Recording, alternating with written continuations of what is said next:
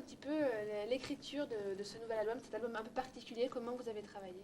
Alors en fait, ce qu'on a fait, c'est qu'avant que Mathias ne rentre à l'hôpital pour faire sa greffe, on a enregistré les chansons voix-guitare à Paris avec lui.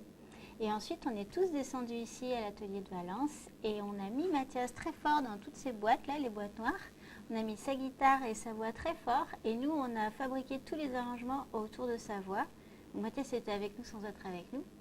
Et dès qu'on avait à peu près fini, on lui a envoyé par mail les avancements de la musique, ce qui fait qu'on lui a envoyé des petits messages, quoi, histoire de garder le lien avec lui, parce que nous, la musique, c'est des choses dont on a l'habitude, et puis des choses qu'on fait depuis longtemps et en groupe.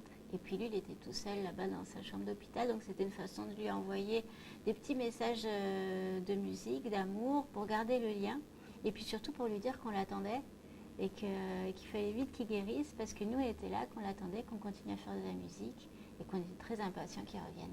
Justement, donc au niveau humain, cette façon de travailler, ça vous a apporté quoi? Ça a apporté quoi Quand tu fais une chanson pour quelqu'un comme ça qui n'est pas avec toi, c'est vraiment plus un don finalement. À chaque fois qu'on se retrouvait pour bosser ensemble, c'était pour Mathias. Et donc ça a été des cadeaux. À chaque fois, on pensait ça comme des cadeaux. Chaque chanson, chaque arrangement, c'était comme un cadeau. À chaque fois, on le faisait pour que ça lui plaise. Et ça, c'était un peu différent de d'habitude, où quand on est ensemble, on ne se met pas ça en tête. On est là, on se regarde, ça sourit quand c'est chouette, on ressent tout de suite quand ça marche ou quand ça ne marche pas. Mais là, on pensait à lui. On pensait vraiment à lui. Et c'est ça qui a vraiment été vachement différent dans la composition. C'est que c'était pour lui, c'est des cadeaux. Du coup, est-ce que ça a imposé un changement aussi dans le style, dans le style de musique? Alors, quand il est parti, avant de partir à l'hôpital, il nous a dit « Je voudrais que l'album il sonne plutôt folk 2.0 ».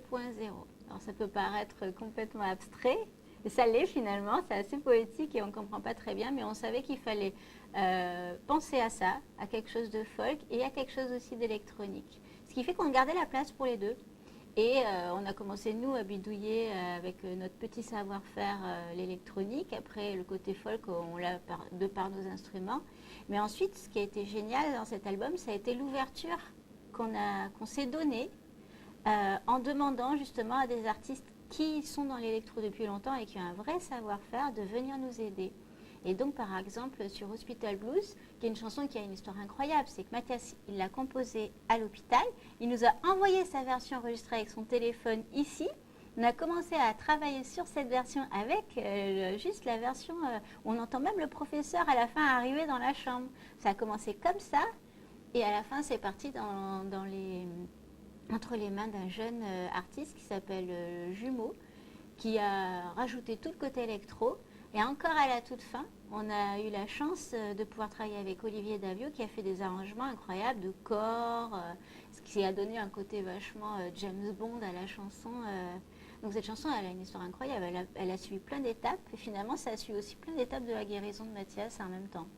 Et là, le fait qu'il soit revenu, ça redonne un nouveau souffle, une désir, ça donne de la force parce que Mathias est revenu comme un petit bébé sans protection.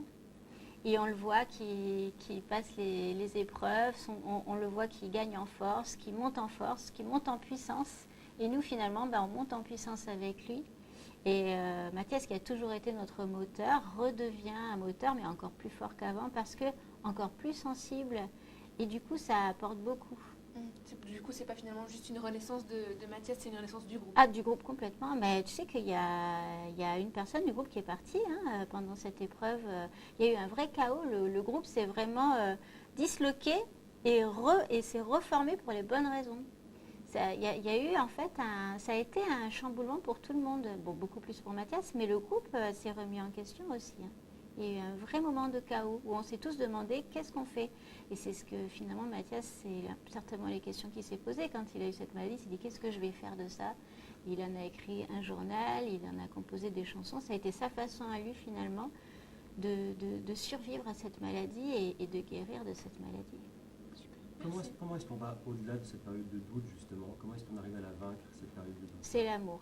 C'est l'amour. C'est quand tu aimes une personne, d'abord, tu es dans cet état où tu te poses la question, tu te dis qu'est-ce qu'on va faire?